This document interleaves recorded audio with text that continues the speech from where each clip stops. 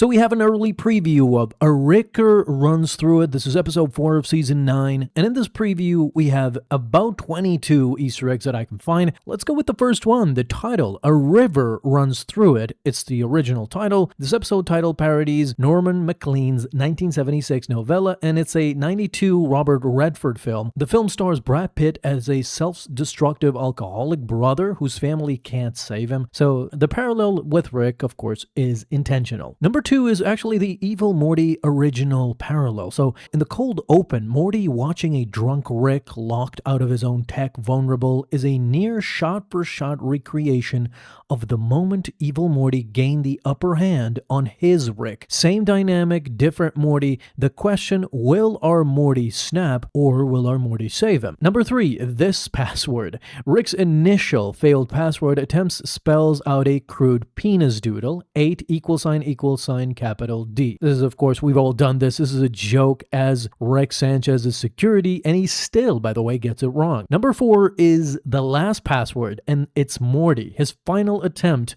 And it's a Hail Mary, by the way. It's his grandson's name, Morty. It's not a dimensional frequency or a complex cipher. It's just Morty. And it still fails. Number 5, the Diane password theory. What if the real password is tied to Diane? A date, a memory, a phrase Rick erased from his own mind in season 3 or season 5. The tragedy isn't that he's too drunk to type. It's that he's a man who deliberately deleted the key to his own life and now he can't get it back. This is perhaps what the episode is entirely about, him finding this password and realizing he erased it because of Diane. Number 6, Mr. McFly. A Back to the Future reference, so Rick calls Morty Mr. McFly in his drunken slur. This is, of course, a direct nod to the show's origins of a crude parody of Doc Brown and Marty McFly back in the YouTube days. This means that at the bottom of the pit, when Rick loses complete control and browns out, he regresses to his source code. Number 7, Rick always shortens it to Marty. He calls him during his drunken stupor. He calls Morty Marty. Number 8 is the line, "Are you humoring me, Morty?" Even incapacitated, Rick's first instinct is paranoia. So he cannot accept help without accusing the helper of having an angle. The new voice actor delivery makes it even sadder rather than aggressive. A broken man, not a mean one at this point.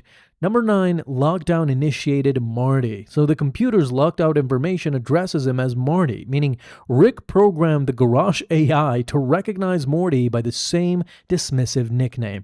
Even his security system is passive aggressive. Number 10 is the time travel stuff box. At 013, you can see here a box labeled time travel stuff site in Rick's garage, a callback to the show's long-running meta joke that time travel plots are too messy to touch seriously, and there were rumors that they removed that box, but it's still there. Does this mean something? We'll find out in the full episode. Number 11, the computer screen reads Rick Sanchez. So you can see that the interface, Rick Sanchez is the user. There's no dimension designation though. There's no C-137, just a name. He's locked out of his own identity. And by the way, are there any other users on this computer? Number 12, the red lit containment room. So as we see, when security is initiated, the garage transformed into a pulsing red lockdown chamber. We've seen this before, but it also visually echoes the Smith House containment protocols from Total Recall and Night Family, except this time Rick is a threat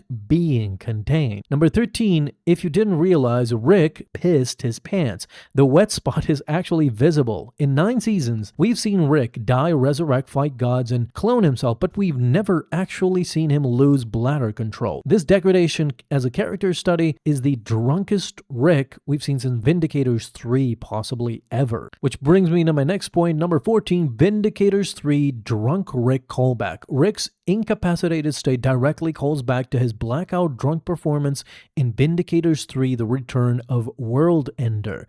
This is season 3, episode 4, and the episode that established just how destructive and pathetic a drunk Rick can actually be. Number 15 is the dog voice. Rick's slurred, groaning attempts to speak match the vocal cadence of Ruben, the dog trying to form words in Anatomy Park. This is the same voice actor, by the way, that is voicing voicing Rick now, and it's just, a neat little tieback. Number 16 is the no biometrics. Is this a deliberate choice? Why does Rick's garage use a typed password similar to you and me instead of biometrics or a retinal scan, as we've seen multiple times Rick use this? One theory suggests that he wanted his drunk self to be able to lock his sober self out. It's a cry for help disguised as customer support. I forgot my password. Number 17 is Summer versus Morty. So this is part of Rick's manipulation. Summer would have known the code and would fix this entirely. As we've seen throughout multiple episodes, she's the tech competent one, but Rick called Morty instead because he knows he can yell at Morty. He can't yell at Summer the same way. Even at rock bottom, Rick is still manipulating which family member gets the burden. Number 18, the fishing scene. So the season 9 title sequence has shown a fishing scene that hasn't appeared in any episode yet. If the title "A River Runs Through It," where fly fishing is the one thing that gives the self-destructive brother peace, then the intro's fishing sequence is almost certainly from this episode. Number 19, the Ted episode continuity. Ted, the persona Rick created in episode 2 of this season to be, a better human being, we see that he still ended up as Rick. Even when he tried to design a version of himself capable of connection, he couldn't escape his nature. And episode 4 is what happens when he stops trying entirely. Number 20, this is the season 9 alcoholism arc that I wanted to tackle. You see, in episode 1, Rick loses purpose. In episode 2, Rick tries and fails to be someone new. In episode 3, Rick picks a kung fu fight instead of taking Morty to Boob World, and in episode 4, Rick can't type his own password and pisses himself. Each episode is escalating, so the season is a single downward spiral. Which brings me to 21. We have a season 1 Rick regression. Fans have noted Rick's behavior because he's aggressive, dismissive, and sloppy, and this is a full regression to his season 1 and 2 self. Before we saw the therapy episodes, before the growth, before Diane's memory was erased. He's undoing 9 seasons of character development in real time. Last but not least, number 22, Family Guy versus Smiling Friends. This is kind of meta commentary. So shows either die as Smiling Friends, which is weird, fresh, and uncompromised, or live long enough to become Family Guy, which is formulaic, comfortable, and just coasting. So Rick's regression into his season 1 self might be the writers winking at the audience. I think it is used as self-awareness as a defense against the very fate the show used to kind of mock. That's all I could catch in a minute 47 clip.